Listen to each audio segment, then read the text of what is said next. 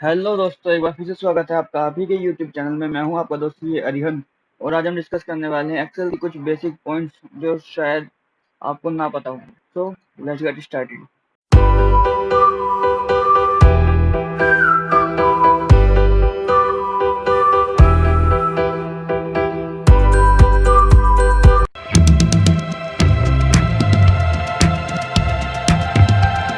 तो सबसे पहला पॉइंट हमारा ये है इसमें कि fill data automatically in worksheet cell.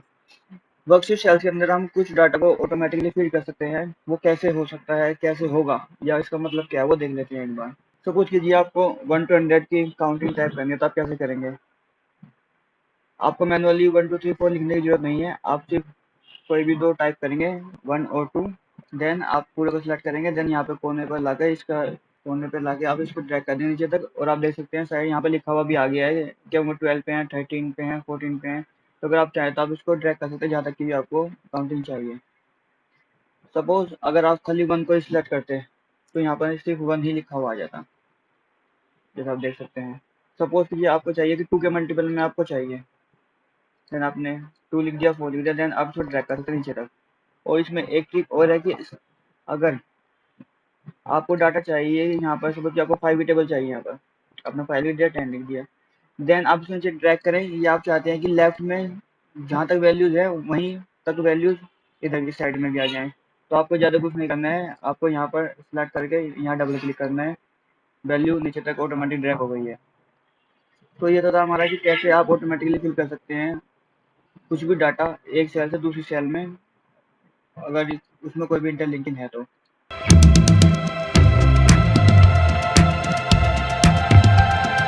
Then हम देख लेते हैं कि मूव और copy sheets with in worksheet और विद इन वर्कबुक। तो देख लेते हैं कि ये कैसे होगा। शीट अगर मूव करना चाहें तो देखिए हमारे शीट 3 है हमारे, हम इसको सबसे पहले राइट क्लिक करेंगे। देन आप देख सकते हैं मूव एंड कॉपी का ऑप्शन आ गया, इसको हमने क्लिक किया। तो अब हमारे पास ऑप्शन है कि हम इसको कहाँ मूव करना चाहते हैं। बिफोर शीट 1, बिफोर शीट 3 को, उस 3 से पहले मूव करना चाहते हैं, शीट 2 पे से पहले मूव करना चाहते हैं, या एट दी एंड में। या फिर पहले तो ये देख लेते हैं। और आप चाहते हैं कि ये खाली ये शीट मूव हो तो, या देख सकते हैं आप लास्ट में आ गए। लेकिन अगर आप चाहते हैं शीट कॉपी क्रिएट हो जाए और वो शीट 1 के पहले आ जाए, देन हमने क्रिएट कॉपी किया, शीट 1 किया, ओके कर दिया। आप देख सकते हैं ये रीनेम होकर यहाँ पर आ गई है शीट 3 2 के नाम से। लेकिन सपोज आप चाहते हैं कि ये किसी और शीट पर मूव हो जाए, तो कैसे होगा? यहाँ देखिए यहाँ लिखा हुआ है टू बुक। यहाँ से आप क्लिक करेंगे, कोई और अगर वर्कबुक ओपन होगी तो वहाँ पे शो कर देगा। मेरे पास हम 2 वर्कबुक ओपन है तो यहाँ पे शो कर दिया। सपोज आप चाहते हैं कि ये डे 1 में आ जाए, तो आप इस पर क्लिक कर सकते हैं। देन क्रिएट कॉपी करेंगे, ओके करेंगे, तो ये कॉपी वहाँ पर शिफ्ट हो जाएगी। लेकिन अगर आप चाहते हैं मूव करना, तो आप डायरेक्ट इसको अनचेक रख सकते हैं ऑप्शन, ओपन ऑप्शन को।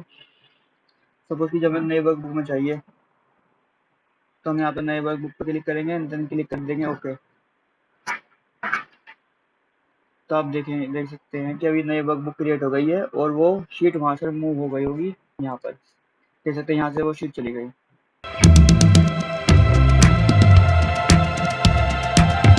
अब देख लेते हैं हम एक्सेल का नेक्स्ट फंक्शन, वो है how to use Excel as a calculator. आप एक्सेल को एज ए कैलकुलेटर कैसे यूज कर सकते हैं आप, उसकी डिटेल मैंने यहाँ पर दी हुई है, आप इसको एडिट कर सकते हैं।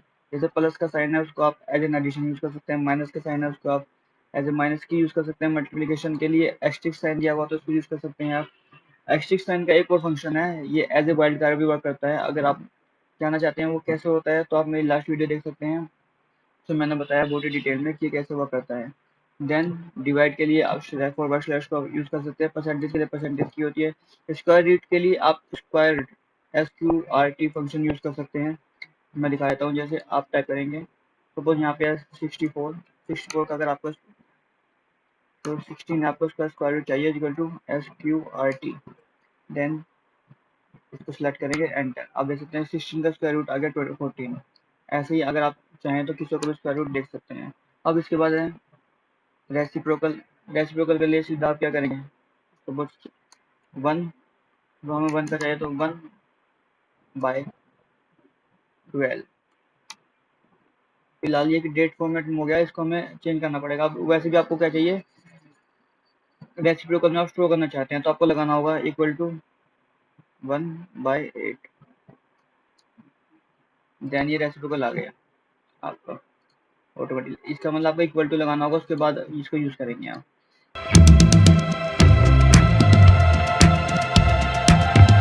अब देख लेते हैं इसके बाद है कि स्टोर ग्रिड लाइंस। एक जनरली डाउट होता है कि क्या ये जो ग्रिड लाइंस अभी आ रही हैं वो प्रिंट आउट में आपके आएंगी, तो उसका जवाब है कि प्रिंट आउट में नहीं आती हैं। लेकिन अगर आप चाहते हैं कि एक्सेल पे वर्क करते हुए भी आपको ग्रिड लाइन शो ना हो, तो आप उसके लिए क्या करेंगे, तो इसके लिए आप जाएंगे व्यू टैब में, देन आप यहाँ पे अनचेक कर देंगे ग्रिड लाइंस के ऑप्शन को, फिर आप देख सकते हैं ग्रिड लाइंस चली गई है। अगर आप चाहते हैं वापस कैसे आएंगे, तो आप टू बैक क्लिक करेंगे तो वापस आ जाएंगे। अब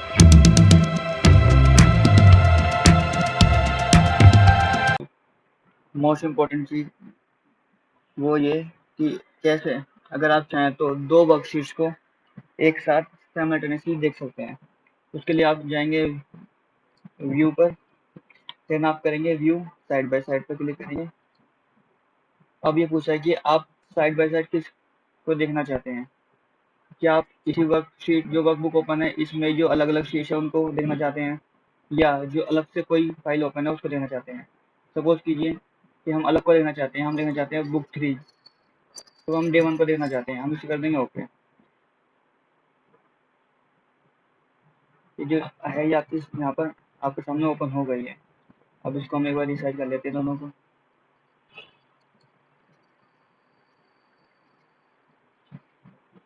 अब इसमें जो मेन फंक्शन जो इसमें होता है कि आप दोनों शीट्स को एक साथ स्क्रॉल कर सकते हैं। अगर आप दोनों को शीट के डाटा को कंपेयर करना चाहते हैं किसी पर्पज के लिए, तो आप दोनों को इस फंक्शन के थ्रू स्क्रॉल कर सकते हैं डायरेक्टली। फिलहाल इसको बंद कर देता हूँ मैं दूसरी वाली को, इसी को ओपन रखते हैं अपनी फर्स्ट वाली को। इसमें एक फायदा और क्या है कि अगर सपोज कीजिए आपको चाहिए इसी शीट में कि हमें तो इसी शीट को देखना है, कि सपोज आप चाहते हैं कि हम तो सिर्फ इसी शीट की जो सेकंड शीट है थर्ड शीट है उसको देख सकते हैं, तो क्या करेंगे आप, तो आप इसमें करेंगे न्यू विंडो, तो इसी वर्कबुक की एक न्यू विंडो आपके सामने ओपन हो जाएगी। अब यहाँ पे आप सेलेक्ट कर सकते हैं, सपोज शीट 2 देखनी है आपको और आप उसको अरेंज कर सकते हैं पहले की तरह ही।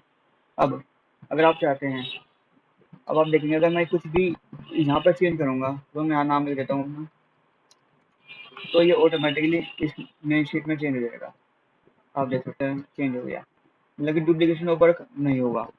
तो बल्कि आपने अगर आप अलग अलग कॉपी करके क्रिएट करके अपने पास देखते हैं, दोनों कैसे कंपेयर करते हैं, तो उसमें ये प्रॉब्लम होगी कि हो सकता है कि आप कुछ डाटा आपको यहाँ मिले, कुछ डाटा आप यहाँ मिले। तो इस तरीके से इस प्रॉब्लम को भी सोल्व कर सकते हैं आप अपनी। तो ये तो हमारे कुछ ऐसे के बेसिक ट्रिक्स कह सकते हैं आप इनको, जो कुछ लोगों को पता होते हैं, कुछ को नहीं पता होते हैं।